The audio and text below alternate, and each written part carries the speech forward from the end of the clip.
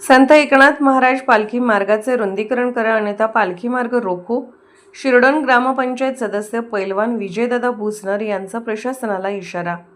आषाढी वारीच्या पार्श्वभूमीवर शासनाकडून विकास कामांना वेग देण्यात आला असून पंढरपूर तालुक्यातील प्रमुख पालखी मार्गावरील रस्त्याच्या कामावर विशेष भर दिला जात आहे.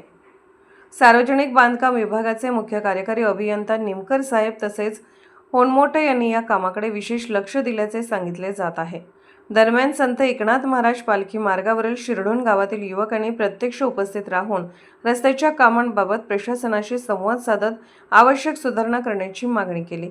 विशेषतः संत एकनाथ महाराज पालखी मार्गाचे तातडीने रुंदीकरण करण्याची मागणी त्यांनी केली आहे.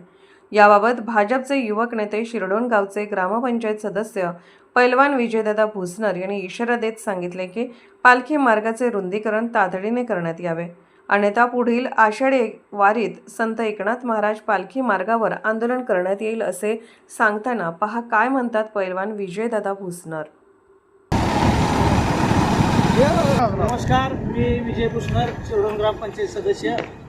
हा आपण पालखी मार्ग बघतो, एकनाथ महाराज पालखी मार्ग आहे. या ठिकाणी खड्डे एवढे आहेत आणि रस्ता अरुंद असल्यामुळे पंढरपूर मंगळवेढा विधानसभा मतदारसंघाचे आमदार आदरणीय समाधानदादा आवताडे, सोलापूर जिल्ह्याचे माजी आमदार आदरणीय प्रशांत मालक परिचारक, तसेच सार्वजनिक बांधकाम विभागाचे कार्यकारी अभियंता निमकर साहेब, उपकार्यकारी अभियंता होनमोटे साहेब, शाखा अभियंता आरती वाडकर मॅडम यांना निवेदन देऊन आपण 4 दिवसापूर्वी त्यांना निवेदन दिलं होतं आणि त्यांना सांगितलं होते हा पालखी मार्ग आहे, जर तुम्ही 2 दिवसात नाही दुरुस्त केला तर ह्याच्यावर आम्ही तीव्र आंदोलन छेडू.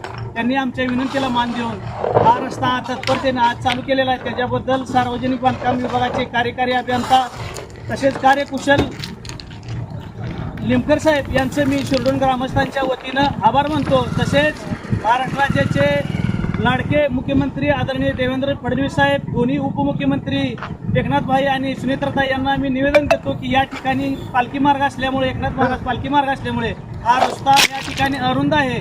तरी आमच्या शिरडोन ग्रामस्थांची मागणी आहे हा रस्ता रुंद करून देण्यात यावा, अन्यथा आम्ही पुढच्या आषाढी वारीला इथून पालखी जाऊ देणार नाही असं शिरडोन ग्रामस्थांच्या वतीनं निवेदन देतो. जय हिंद, जय महाराष्ट्र.